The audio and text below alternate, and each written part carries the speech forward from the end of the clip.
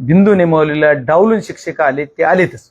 जिल्ह्यात कुणी आणले हा विषय जर आहे तर संशोधनाचा विषय नाहीये.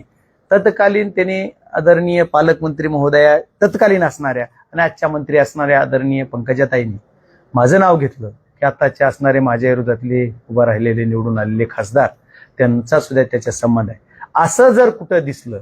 पण मी विनम्रपणे असं सांगेल की त्यांची ही जी बाईट झाली ती खूप दिवसापूर्वी झाली. पण ती आज व्हायरल कोण करते का करते मला माहित नाही. ज्या क्षणाला त्यांची बाईट झाली त्याच्या एक अर्ध्या तासानं असेल मला त्यांचा फोन आलेला, निवडणुकीच्या नंतरचा तो पहिला फोन. आणि त्या फोनमध्ये त्यांनी सांगितलं मला की बाप्पा मी तुमचं नाव घेतलं चुकून, तुम्ही त्यावेळेस नव्हतात, पण माझी चूक झाली. तुम्हाला जर कोणी विचारलं तर तुम्ही स्पष्टपणे सांगा. पण मी आज त्याचा स्पष्ट खुलासा करतो की ते मी तुमचं नाव घेतलं, तुम्ही त्यावेळेस पदावर नव्हतात.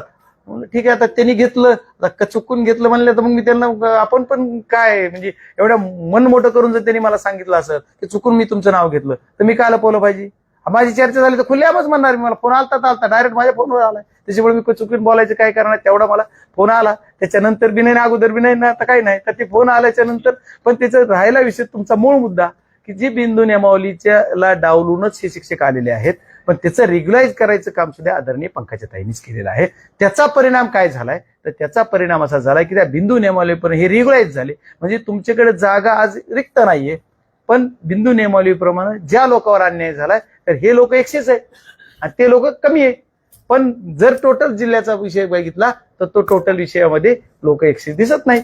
त्याच्यामुळं ओपन कॅटेगरीच्या लोकांवर अन्याय आहे. पण माझं म्हणणं आहे की बीड जिल्ह्यामध्ये आणखी पोलीस यंत्रणेत सुद्धा असं आहे. ते कोणी केलं, ते काय झालं, ते कुठल्या काळात झालं. तलाठीमध्ये असं आहे तर ते भारताला 43 लोक एकाच प्रभागातले, 3 दुसऱ्या प्रभागातले.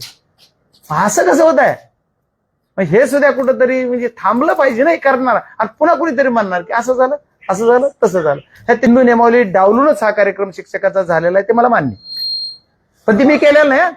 म्हणजे माझ्या काळात झालाच नाही. जर कुणी सिद्ध करून दिलं की बजरंग सोनवणे सभापती असताना एक सिंगल शिक्षक मी आणलाय तर बीड जिल्ह्याचा खासदार म्हणून विनम्र या जनतेचे सर्वांची माफी मागून राजीनामा दिला.